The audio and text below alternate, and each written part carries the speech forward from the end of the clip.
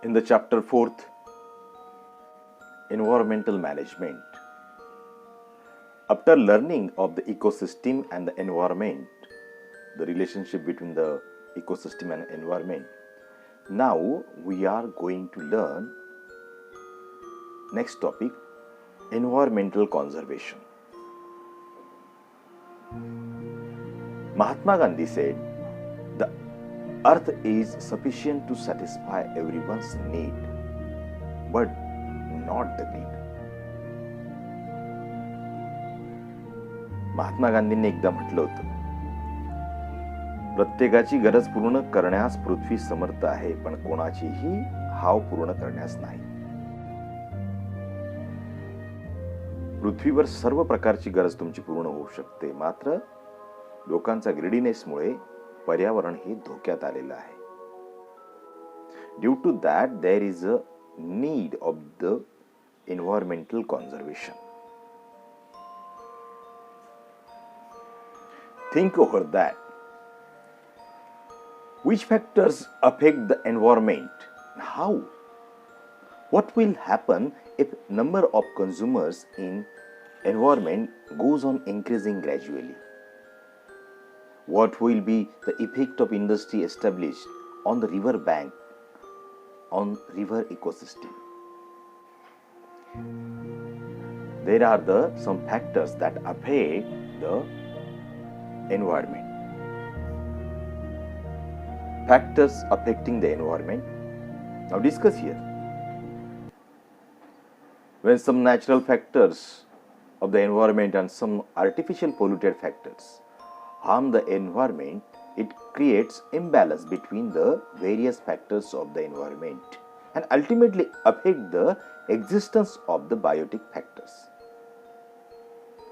Here, the natural and man-made both factors, earthquake, flood, heavy rain, cyclone, drought, man-made, deforestation, pollution,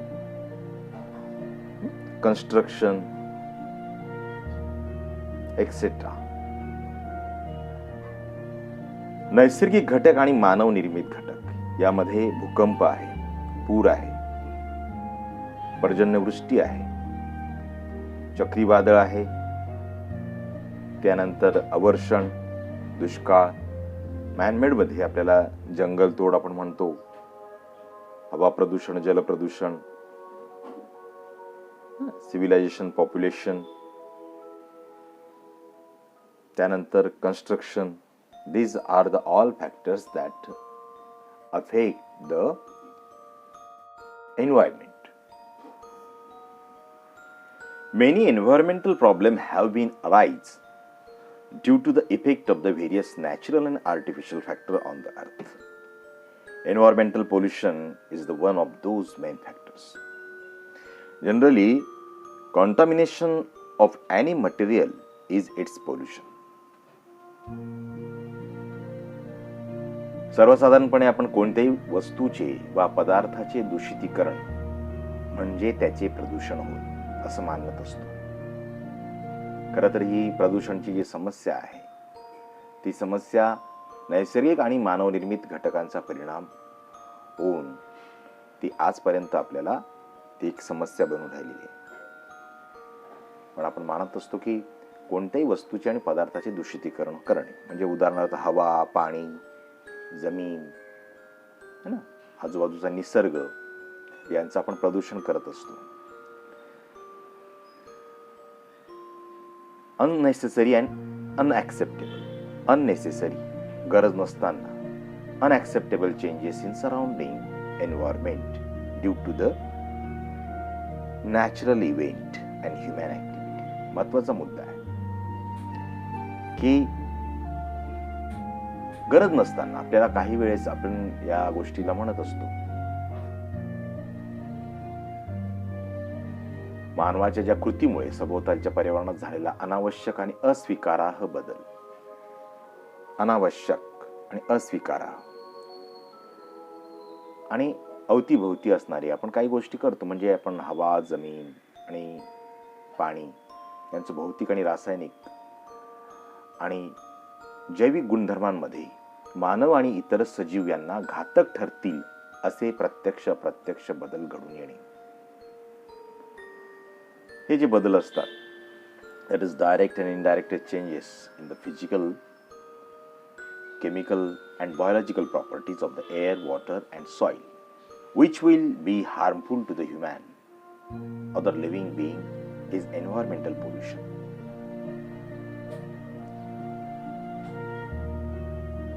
हे जे खऱ्या अर्थाने आपण म्हणू शकतो की आपण पर्यावरणामध्ये दूषितीकरण का होतं, तर unwanted and unacceptable changes, natural event, अनेक गोष्टी असतात. त्या गोष्टी आपण चर्चा करणार आहोत. त्यालाच आपण रिझन असं म्हणतो, responsibility.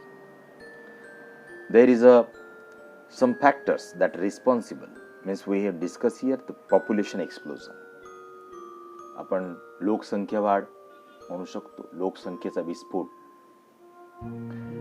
The fast industrialization is the fast growing in these days.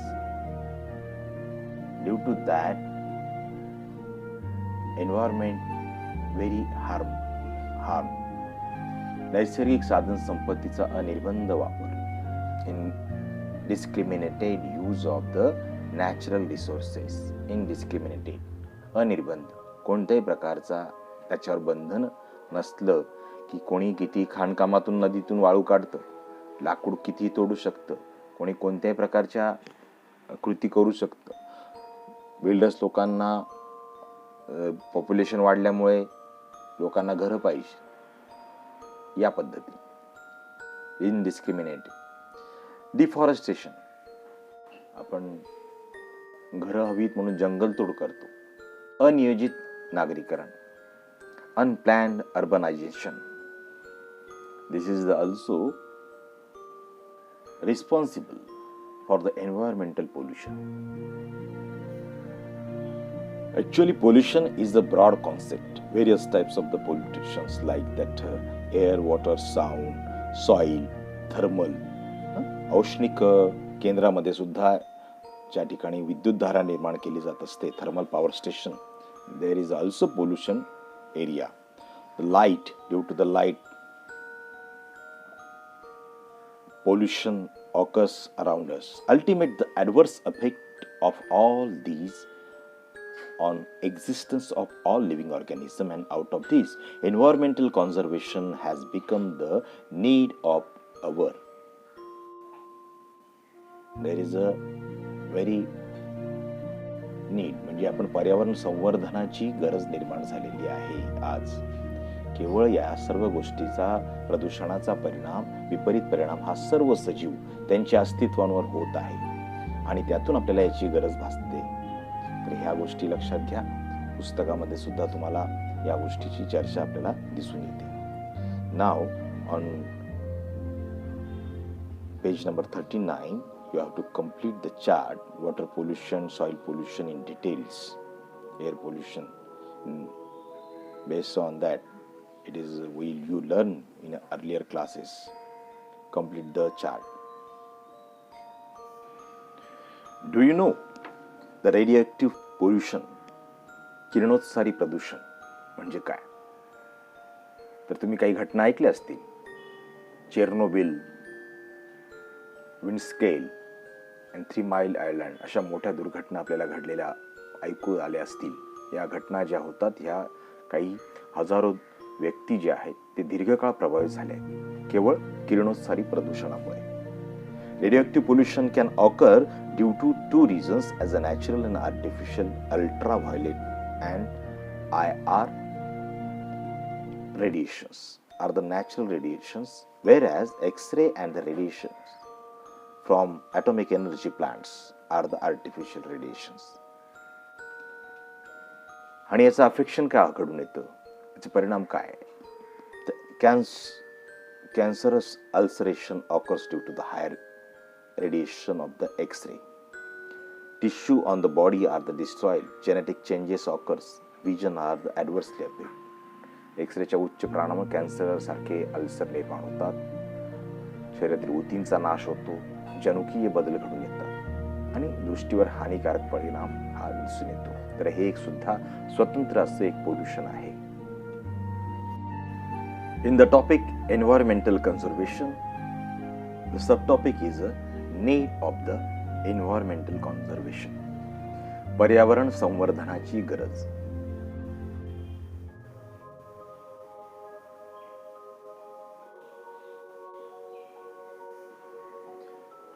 In India, a separate environmental department had been established after some discussion on the environmental problems. Ministry of Environment and the Forest is involved in the planning, inducting, and the increasing awareness about the environment and the forest through various programs since 1985. 1985 पासून आपल्या देशामध्ये पर्यावरण विषयी जागरूकता निर्माण झाली. युनोमध्ये याची चर्चा झाली. त्या चर्चेच्या परिणामानंतर आपल्या देशामध्ये 1985 पासून आपण वन मंत्रालय, पर्यावरण मंत्रालय यांचं आपण खातं स्वतंत्र सुरू करण्यात आलं आणि मग लक्ष देण्यात आलं.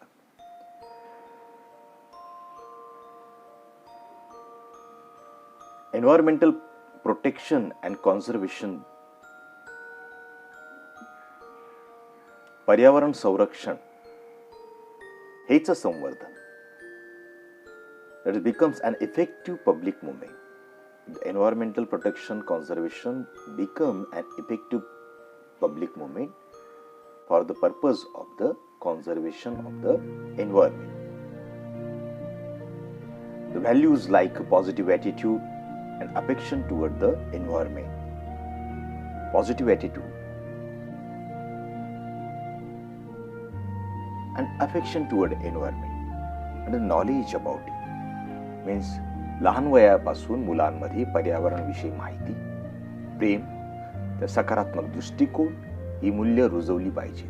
तरच उद्याची पिढी पर्यावरणाचं संरक्षण आणि संवर्धन करणारी ठरणार आहे. अर्थात हे सर्व साध्य करण्यासाठी आपल्याला शिक्षणाच्या माध्यमातून जनजागृती होणं महत्त्वाचं आहे. म्हणून आपल्या अभ्यासक्रमामध्ये सुद्धा आपण पर्यावरणाचा समावेश केलेला आहे. म्हणजे all developed and underdeveloped countries have accepted the responsibility of environmental protection. Their efforts are in that direction. त्या दिशेने त्यांचे प्रयत्न चालू आहेत. जगभरामध्ये विकसित आणि विकसनशील देशांनी पर्यावरण रक्षणाची जबाबदारी स्वीकारलेली आहे त्यासाठीच. आणि हे रक्षण करायचं असेल तर त्याच्यासाठी आपल्याला एक विशिष्ट कायदे करण्याची आवश्यकता आहे हे लक्षात आलं. They have defined the future plans about the environmental protection and have constituted the necessary laws. There is some chart showing the need of the environmental conservation to protect endangered species, to minimize pollution for the healthy life. Endangered species म्हणजे कमी होत चाललेल्या ज्या species आहेत या पृथ्वीवरच्या त्यांना वाचवण्याचं. मेंटेन द बायोडायव्हर्सिटी, जी बायोडायव्हर्सिटी आहे, जैवविविधता आहे, तिला टिकवण्याचं काम जलभूमी जे काय असेल ते तुम्हाला टिकवण्यासाठी प्रयत्न करायला पाहिजे. Fulfil future need of the man, fulfilment of the future, माणसाची जी गरज आहे त्या गरजेनुसार त्याला एन्व्हायरमेंटलचं कॉन्झर्वेशन करणं आवश्यक आहे. To minimise the pollution for the healthy life, pollution कमी करून आपल्याला चांगलं सुदृढ लाईफ जगता येईल या दिशेने आपल्याला प्रयत्न करता येतील. Now we discuss here what is our responsibility, our social responsibility.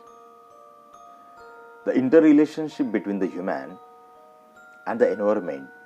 Human stopped on the earth long after formation of the earth. On the earth, human being proved its superiority as compared to the other animal with the help of the characters like intelligence, memory, imaginary ability, etc. Human established domination over the nature. मानवाने आतापर्यंत पृथ्वीवर वावरत असताना आपली बुद्धिमत्ता, स्मरणशक्ती, कल्पनाशक्ती या गुणांच्या आधारावर इतर सजीवांपेक्षा आपले स्थान महत्त्वपूर्ण ठरवले. आपल्या गुणांच्या आधारावर त्याने निसर्गावर प्रभुत्व स्थापन केले.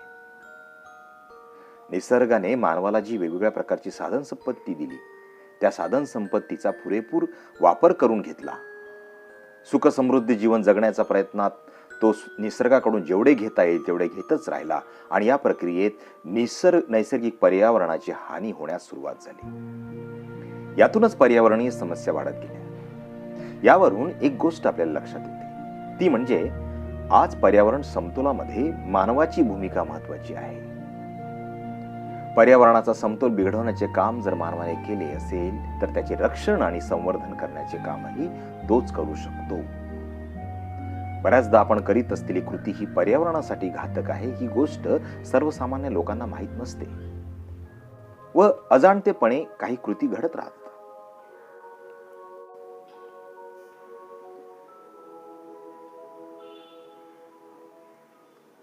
The human has crucial role in maintaining the environmental balance. If human has disturbed the environmental balance, then the human itself only can conserve and improve the quality of the nature. हे करण्यासाठी त्याला मानवांना पायबंद घालणे, मानवाला त्याच्यावर नियंत्रण आणण्यासाठी आपल्याला काही लॉजची गरज आहे. Laws enacted about the environmental conservation हे पर्यावरण संवर्धनासंदर्भात केलेले कायदे आहेत, ज्याचं तुम्ही कधी कधी ऐकलं असेल. तर त्याच्यावर आपण आता चर्चा करूया. परीक्षेला तुम्हाला यावर प्रश्न विचारला जातो, म्हणून याच्यावर आपण थोड्या प्रमाणात आपण त्याचं डिस्कशन आणि मराठीत पण समजून घेऊया. फॉरेस्ट कॉन्झर्वेशन ऍक्ट 1980 म्हणजे याला मराठीत वन संवर्धन कायदा असं म्हणतात. याद्वारे आपल्याला वन संरक्षणासाठी, वनासाठी आरक्षित जागा आणि इतर कोणत्याही कारणासाठी न वापरण्याची बंधनं त्यांना घालण्यात आलेली आहे. म्हणजे कधी कधी ऐकलं असेल तुम्ही न्यूजमध्ये, केंद्र सरकारच्या परवानगीनेच आपण खाणकाम करू शकतो, एखाद्या नैसर्गिक गोष्टीची परवानगी घ्यावी लागते आणि या कायद्याचा जो भंग केला तर तो गुन्हेगार 15 दिवसाची त्याला कारावासाची शिक्षाही ठरू शकते. The land reserved for forest and conservation has been prohibited to use for any other purpose by this law. Now, the second law is the Environmental Conservation Act 1986. In this act, to control the pollution and punish the person or the institutes harming the environment, any person or factory is prohibited by this act from the releasing the pollutant in atmosphere beyond a permissible limits. The person breaching this rule is entitled for either 5 years imprisonment or the fine up to 1 lakh. प्रदूषणावर नियंत्रण आणणे, प्रदूषणास हानी पोहोचणाऱ्या व्यक्ती किंवा संस्थांवर कारवाई करणे यासाठी हा कायदा केलेला आहे. याच्या उद्देशाने उद्योगास, कारखान्यास किंवा व्यक्तीस निर्धारित मापदंडापेक्षा अधिक प्रदूषके वातावरणात सोडण्याचा अधिकार नाही. तुम्ही बघा, पाण्यामध्ये रंग सोडणे किंवा एखाद्या कचरा सोडणे अतिरिक्त, तर ह्या गोष्टीसाठी आपल्याला जवळजवळ 5 वर्षाची शिक्षा होऊ शकते, 1 लाख पर्यंत दंड होऊ शकतो. तर हे करण्यासाठी एक स्वतंत्रपणे राष्ट्रीय हरित न्यायाधिकरण स्थापना झालेली आहे 2010 मध्ये. The tribunal has been established, the green tribunal, national green tribunal नाव आहे त्याचं. 2010 हा प्रश्न विचारला जाऊ शकतो. 2010 मध्ये त्याची निर्मिती करण्यात आलेली होती आणि त्याद्वारे याची अंमलबजावणी केली जात असते. हा 1980 ला तयार झाला, हा 86 ला तयार झाला. हे आपण लक्षात ठेवायचं. त्यानंतर आपण तिसरा rule, wild life protection act. As per the Wildlife Protection Act, the trading of the rare animal has been completely banned. 49A याचं नावच आहे, ट्रेडिंग ॲनिमल. आपण कोणत्याही प्रकारच्या दुर्मिळ होत चाललेल्या प्राण्यांच्या व्यापारास पूर्णतः बंदी घालण्यात आलेली आहे. म्हणजे पूर्वी चित्ता होता तो आज ऱ्हास झालेला आहे. त्याच्यावर डिस्कस करूच आहे आपण. 49B skin and organ of the animal.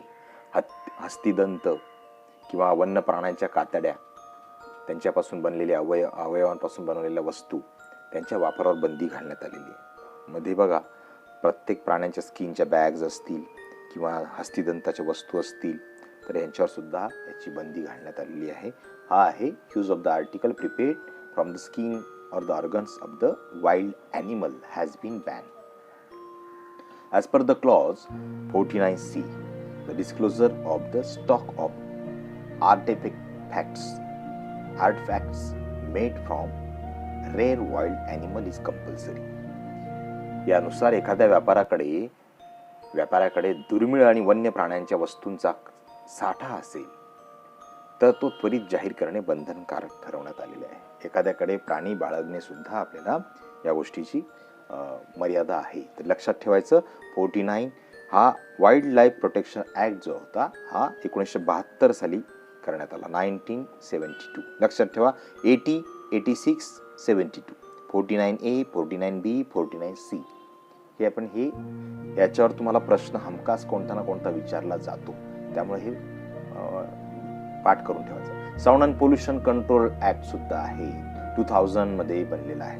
2000 मध्ये बनवण्यात आलेला एक रूल आहे, तो म्हणजे साऊंड अँड पोल्युशन, त्याच्यावर सुद्धा बनलेला आहे. Biomedical wastage in 1998, management and the handling of the biomedical waste, म्हणजे तो कचरा, जो जैविक कचरा असतो, ऑपरेशनमधून जे काही मेडिकलमधला जो दवाखान्यातून निघणारा जे तुटलेले हात किंवा काही ना काही अवयव असतील तर त्याचं वेस्टेज ते टाकलं पाहिजे, ते स्वतंत्रपणे नेलं पाहिजे. E waste management and handling the rules in 2011. जो कचरा आहे, ई कचरा म्हणजे हे जे टाकाऊ पदार्थ होता, आता कॉम्प्युटरचं एखादं साहित्य असेल है ना, आपण चार्जर बंद पडल्यानंतर फेकतो, पण ते कुठे जातं, त्याचं काय करायला लागतं, तर त्याचा स्वतंत्रपणे मॅनेजमेंट आणि हँडलिंग करायला पाहिजे. तर त्याचा कचरा तो स्वतंत्र जातो. कॉम्प्युटरचा कीबोर्ड असेल, मोबाईलसारखे जुने मोबाईल्स असतील, त्याच्या बॅटरीज असतील, तर हे सगळे ई वेस्टमध्ये जातात. तर या गोष्टींचा सुद्धा एक कायदा करण्यात आलेला आहे. तर याचं तुम्ही बरंचसं डिस्कशन करू शकतात. चिपको आंदोलन तुम्हाला माहिती असेल, झाडाला चिटकून त्या स्त्रियांनी तिथे सुंदरलाल बहुगुणा यांनी हे आंदोलन सुरू केलं होतं आणि त्याच्याविषयी सुद्धा तुम्ही माहिती नेटवरून सर्च करू शकतात. या विविध इंटरनेटमधून ह्या मुद्द्यांचा, कायद्यांचा आधार तुम्ही घ्या.